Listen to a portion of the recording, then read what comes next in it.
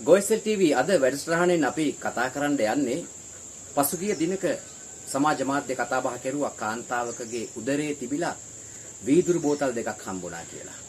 ඒ වගේම ඒ වරදට 3 දෙනෙකුව මේ වෙද්දී රිමාන්ඩ් කරලා තියෙනවා.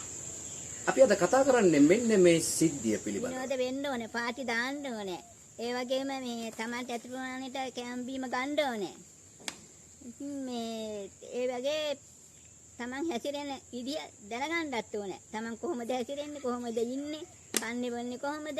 ඒවා සේරම Taman දැනගෙන ඉන්න ඕනේ.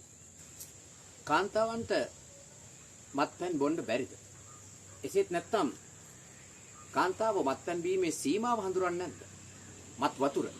එසේත් නැත්නම් මේ සිද්ධිය වෙන දවසේ යම්කිසි මත් ද්‍රව්‍යයක් මේගොල්ලෝ පාවිච්චි කරලා හිටියද? මේ අය වැඩ කරන්නේ මෙන්න මේ වගේ කොහු කර්මාන්තය, මට්ට කර්මාන්තය ආශ්‍රිතව තමයි මේගොල්ලෝ වැඩ කරන්නේ. මේ සිද්ධියට සම්බන්ධ මේ කාන්තාව දූෂණය කෙරුවයි කියන චෝදනාව ඇයට එල්ල වෙලා තිබෙනවා. මේක සිදු කරලා තියෙන්නේ මේ මට්ට කර්මාන්තය ආශ්‍රිතව වැඩ කරන දෙන්නේ. ඒ වගේම එම ස්ථානයේ වැඩ කරන හිමිකාරියවත් මේ වෙද්දී විමර්ශන කටයුතු වලට යොමු කරලා තිබෙනවා. ඉතින් ජනතාව මේකට විශාල චෝදනා විවේචන ඉදිරිපත් කරලා තිබෙනවා. ඇත්තටම මොකද්ද මේ රටට සිද්ධ වෙන්නේ?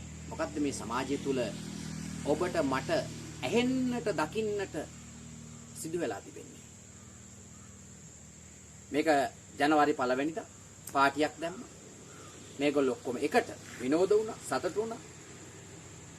මත්පැන් බිව්වා, මත් වතුර බිව්වා.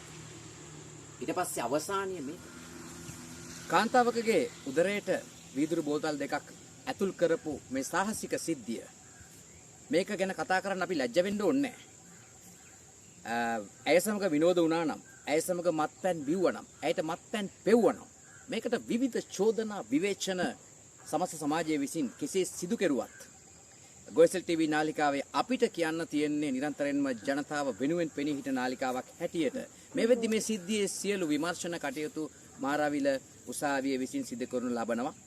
එදා ජනවාරි 1 වෙනිදා ඒ සිදු වුණු ඒ අසභ්‍ය සිද්ධියද කියන්නේ අපිට කියන්න දන්නේ නැහැ. මේවා හැමෝම දන්න කියන යාළුවෝ. ඇයි ඇයට මෙහෙම කෙරුවේ? ඇයි කාන්තාවක් එවැනි තත්වයට පත් කෙරුවේ කියන දේ අපිට මේ අවස්ථාවේදී කියන්න සිද්ධ වෙනවා.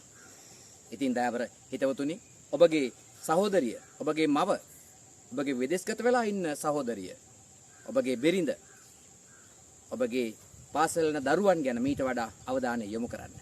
කෑනු දරුවෝ විතරක්ම නෙමෙයි, පිරිමි දරුවෝ ගැනත් අවධානය යොමු කරන්න කියන පණිවිඩය දෙන්න තමයි අපි මේ උත්සාහ කරන්නේ මේ සමාජය තුල සිදුවෙන මෙවැනි සාහසික දේවල් දිහා බලලා. ඉතින් ඔයාලගේ අදහස් අපිට පහලින් කමෙන්ට් එකක් දාන්න.